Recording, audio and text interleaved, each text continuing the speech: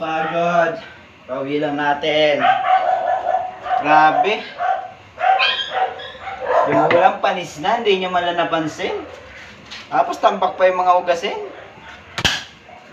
Grabe talaga, oh. Sa manakit na mga kapatid, kung pwede lang eh. O gutom ka na, tapos panis pa yung ulam dito. Sayang lang yung ulam, ang mahal-mahal na nga ng bilihin.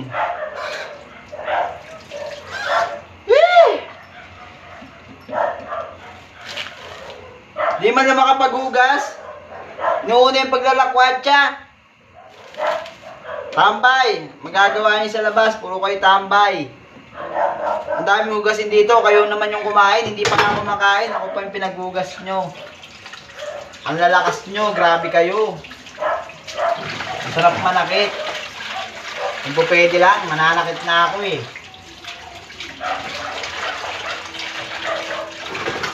Marami nung kasing iniwan dito, kayo ang kumain dito.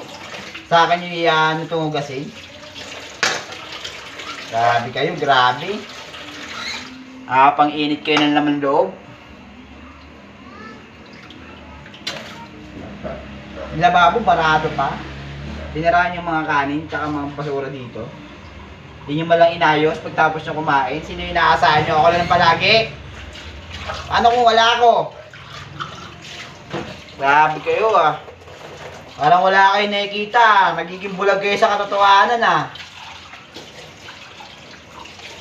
Kita nyo nakatambak dito yung pinagkainan nyo. Hindi nyo malang mahugasan. Inaantay nyo pa yung maghuhugas. Kung sino muna maghuhugas. Grabe kayo ah. Iba na to ah. Iba na talaga to ah. Nananadya na kayo eh. Nandiyan na talaga kayo eh. Sa araw-araw na lang ang ginawa ng Diyos eh. Lagi na lang ganito eh. Sa tuwing uuwi ako eh. Sa akin nakaasa lahat eh. Sarap na talagang manakit eh. Grabe ba?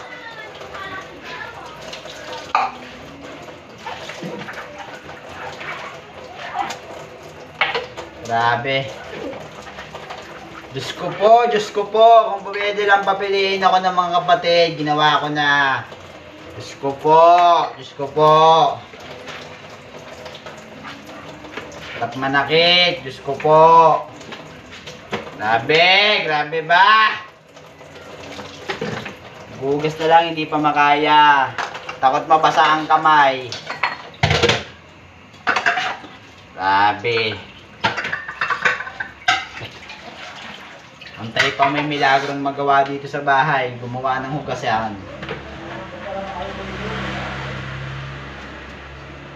Pang nakakapagbihis oh. Diretso na agad dito sa lababo. Kala ko may pagkain. Wala pala. Tinira nyo nga akong pagkain. Napanis naman. Ang galing. Grabe kayo. Grabe. Sikmura nyo. Okay na eh. Busog na eh.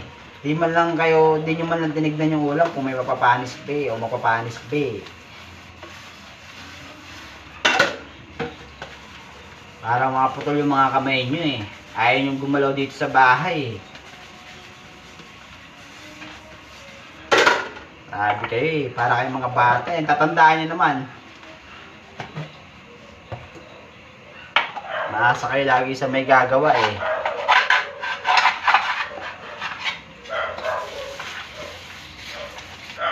Ulitin nyo pa yan ha. Ulitin nyo pa ha. Nagugutom na ako ha.